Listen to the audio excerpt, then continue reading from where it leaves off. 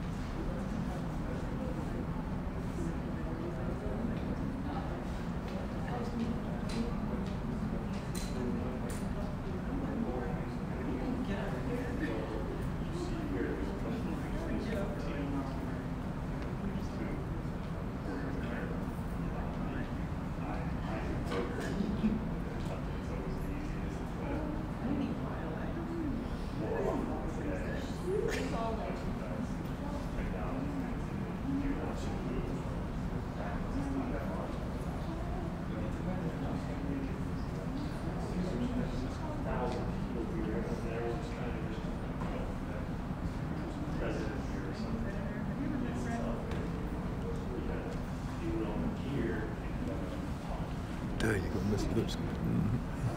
This the YouTube feed. Okay. I didn't know y'all had gone. I realized when y'all were going live with it.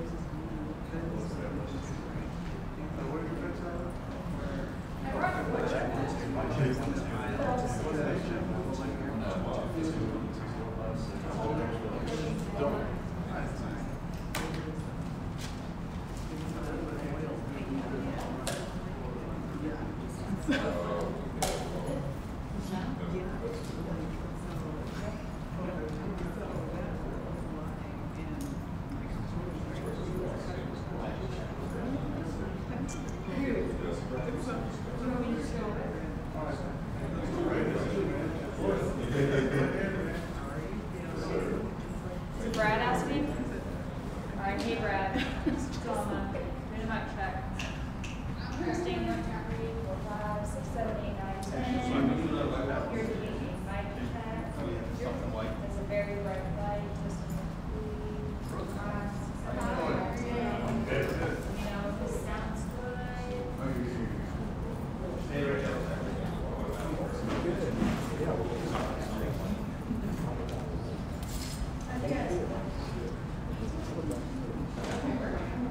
Oh, that is so clear.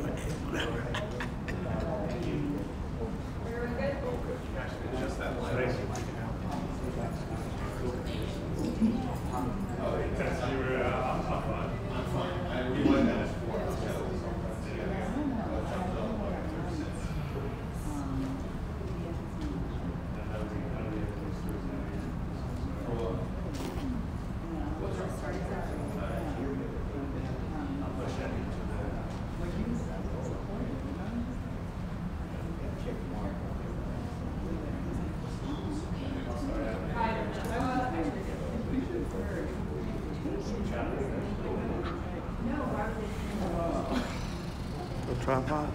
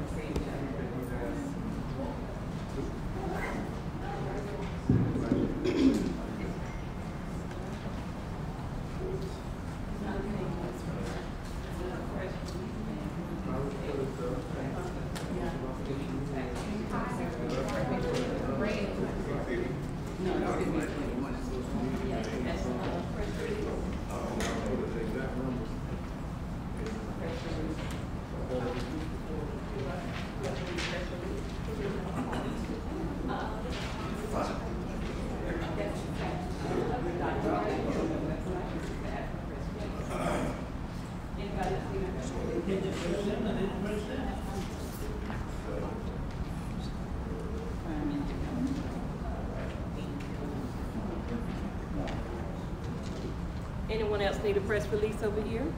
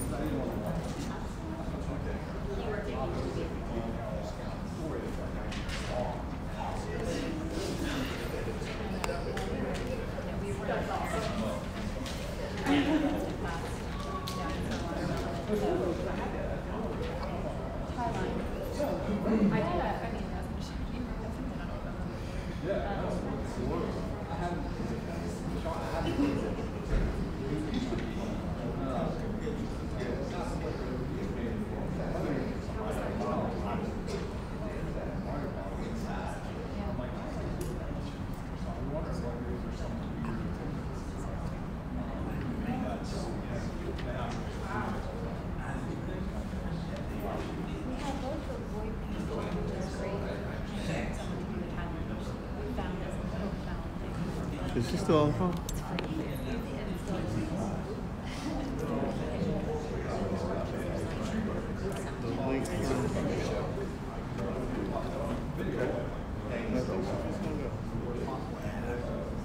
The link that was used for the town hall? Yes, sir. Oh, what link is that?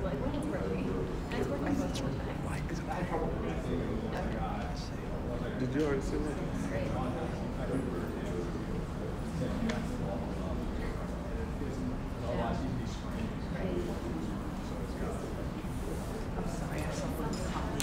Oh, that's fine.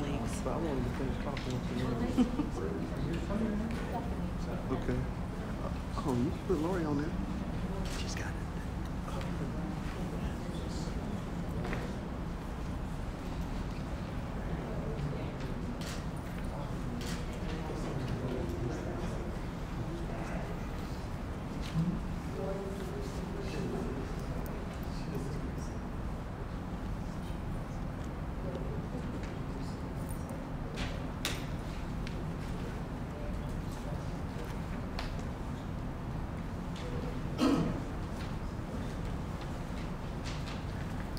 Good evening, everyone. Thank you for being here today.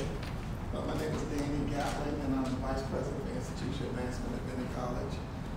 And right now, I would like to bring forward to make a few comments. Dr. Phyllis Dawkins, President of Bennett College. And once she is finished with her statement, we will take some questions from you all. So right now, please welcome up Dr. Phyllis Dawkins, President of Bennett College.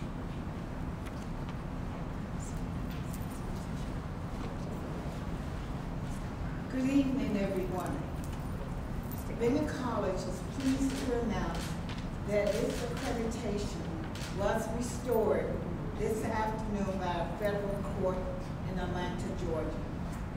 The court's decision reflects an agreement reached earlier between the college and SAT-COC to preserve the college's accreditation during legal proceedings.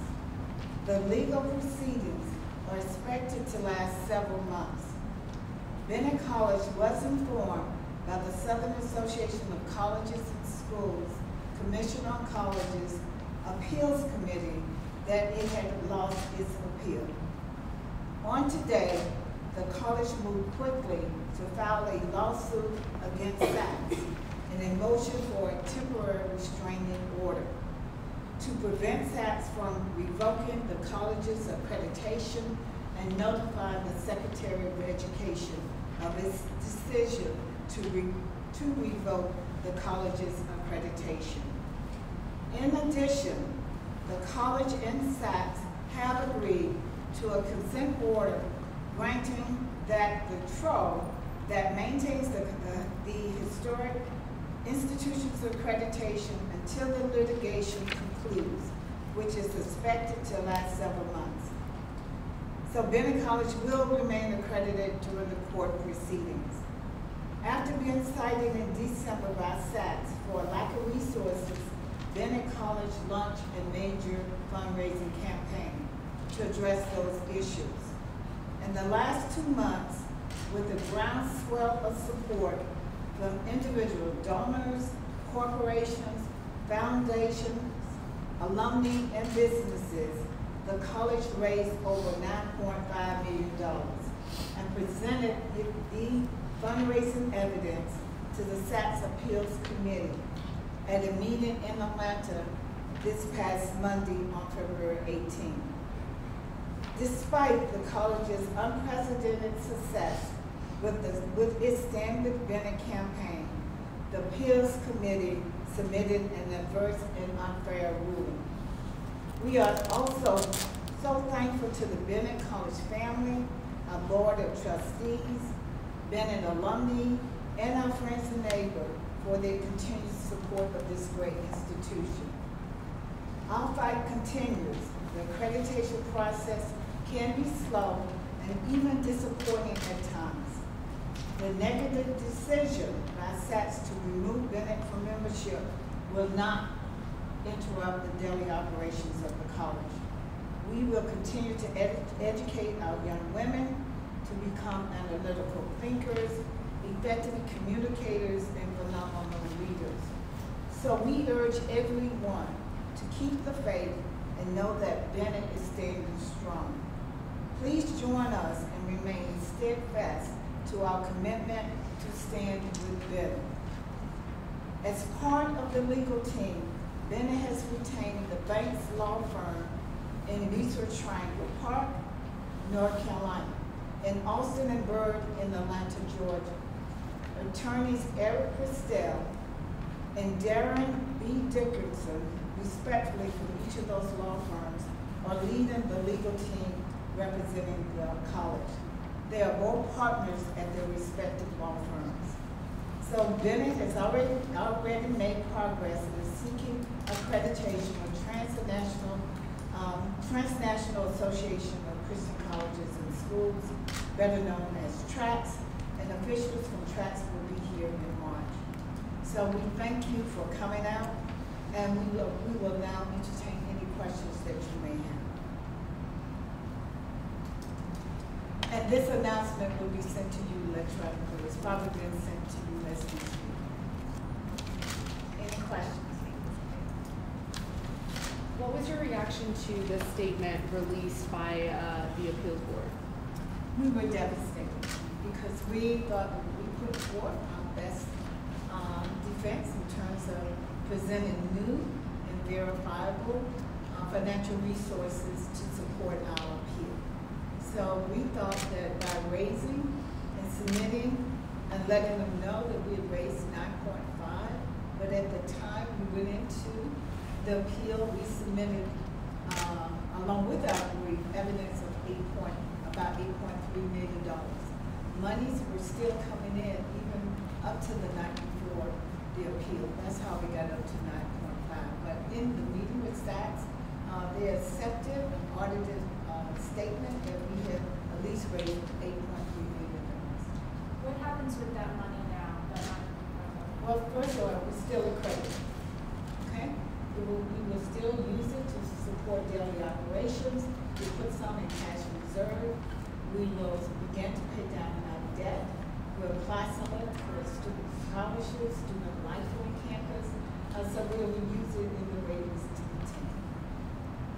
How long are you guys going to be accredited through this court process? When is that going to? This court process can take up to 2 years. And during this court process, we will keep our accreditation. At the same time, we will seek accreditation from another accrediting body known as TRACS. Can you talk about the process that you went through with the federal court that you spoke of in Atlanta? Right. We had to secure 2 lawyers this week. One to represent the campus and one to represent our lawsuit. They are very good, very good. We tried our best to get ahead of this news and get it filed. So it was filed today in Atlanta in the Northern District Court. And then we had to wait for the judge to rule. That's why we waited until we released our announcement. And that's why now is the time for us to share with you the good news that that decision has been reversed. I know students have met a little bit earlier today. What is the reaction from someone living on campus? It's a normal reaction, right? It hit us hard. And so it's going to hit students and parents in a lovely hard. And so we allow them to vent, to ask the questions that they need to ask. But at the end of the conference today, we felt that many of the students will stay with us. We need them to go through the process of feeling angry, to ask the right questions about whether their degrees mean anything. Their degrees, and let me say this, because we are accredited, the degrees will maintain that status to support the students that will be graduating in May, as well as the students matriculating in courses. So we are accredited, and so that should not change in terms of the status of students taking current courses and what they degree mean at the end of the semester when they graduate in May. Have any of them asked what the process is for transferring? Sure, they asked that today. We told them we need you many indicated as I was walking out today that they will stand with them. So Dr. Dawkins, no student's financial aid is going to be affected going forward, right? Yeah, because we are accredited, financial aid stays in place. Everything stays normal. We go back to our normal daily operations once we do this press conference today.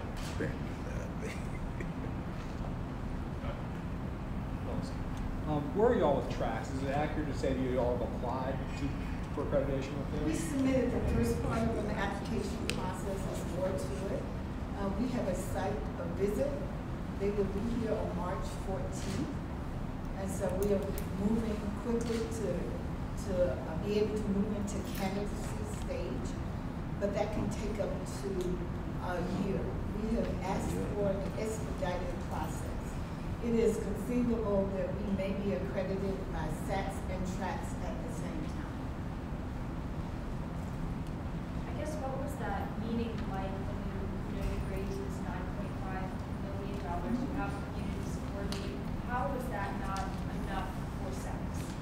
That's a good question. You may have to ask SACS that in response to that. But I think they were impressed overall.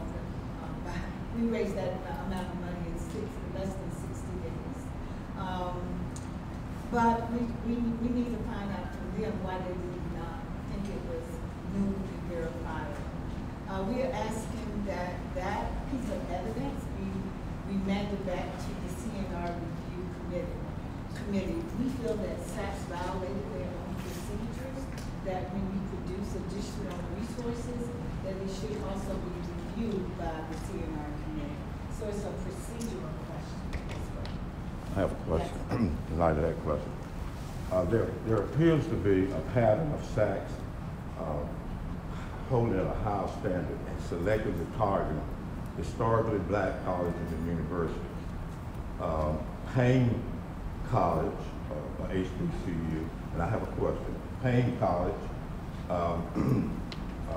just received a reprieve on February 3rd of this year from the federal court, and their accreditation will be allowed until the end of the lawsuit. Presently, Prairie View and HBCU is targeted probably for their accreditation to be revoked in the fall. And now, of course, Bennett College, and a year before that was Shaw, Livingstone, and Johnson C. Smith, all historically black colleges and universities. You all know whether the law firm will examine the possibility of civil rights violations regarding HBCUs being selected to target, as the pattern basically shows. I'm Gladys Robinson, chairman of the trustees. I also represent this district in the state senate. However, in response to your question, we are not aware that the law firm we've retained will pursue that. We are aware, as you indicate, that several other HBCUs have been similarly treated by SACS and not treated fairly. And so we consider this very unfair and very unjust in terms of the treatment Bennett received. But we are not aware that our firm will do anything other than try to defend Bennett's accreditation and get it permanently restored. Thank you. I wanted to also mention that in Greensboro, we had the support of a local firm who provided pro bono services in our appeal, the Brooks Pierce law firm, and attorney Jill Wilson represented us in the appeal, and we want to certainly thank them for providing those pro bono services to Bennett.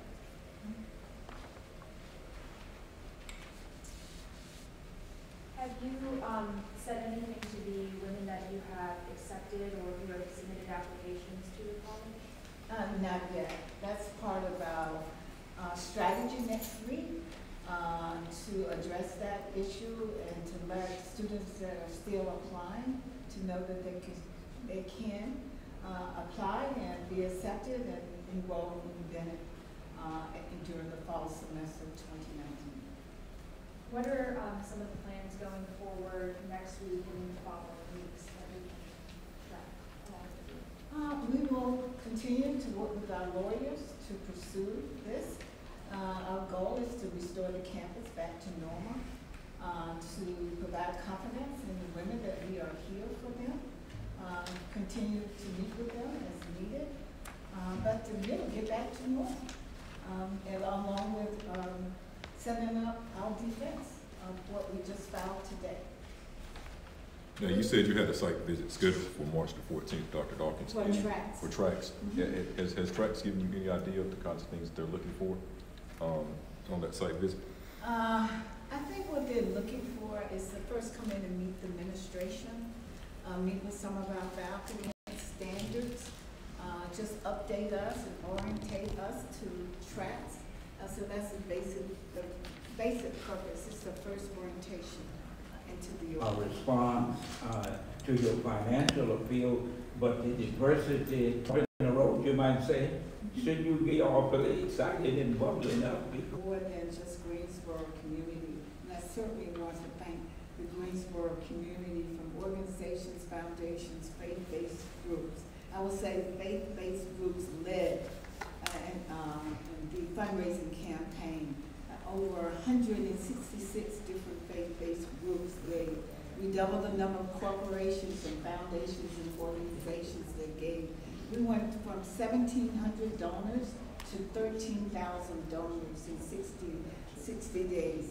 So we want to thank the world, the community, the nation for the outpouring of support. That if we lose the appeal, that we will enter into a law at the same time to ensure and to ensure students that we are versus actual donations. I think we only have about of the 13,000. I would say we have less than 10 pledges left. People are paying on their pledges every day. Or does it look somewhat similar? Right. I would say that the approach is very aggressive. Dr. Dawkins and I, and along with the other team members, and Jill Wilson were in Atlanta, and felt very confident that the appeal that was presented by Attorney Wilson was very strong, very factual, and she was able to, I believe, show that. But yet the committee decided that they would not actually consider that. So part of the issue here is, and so we expect our attorney to use every bit of ammunition they have to pursue this lawsuit, because it should not have happened to Bennett College.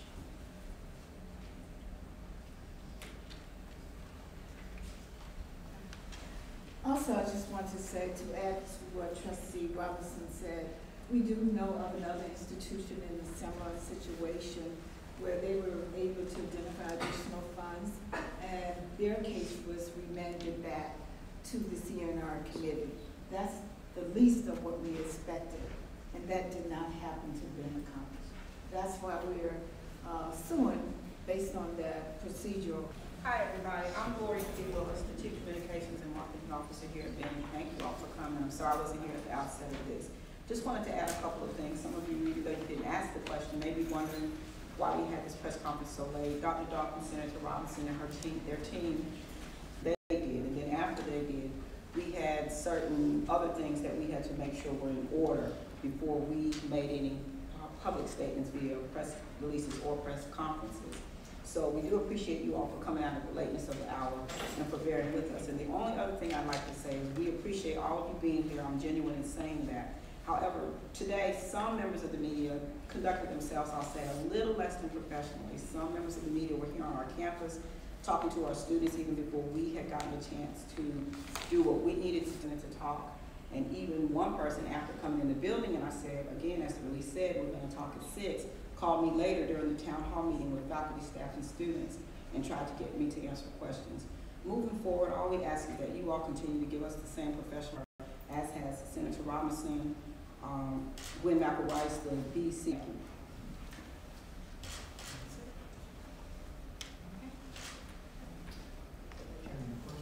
Oh, I'm sorry. I'm so sorry. Some of you have requested whether we would do any live shots. Dr. Dawkins, I'm sure she's happy to do live shots, or Danny Gatlin, our VP of IA, to answer any additional questions. Some of you may want to have one-on-one. Just have at them. Thank you. Yes, first. Mike, you're the one who asked. Thank you for asking.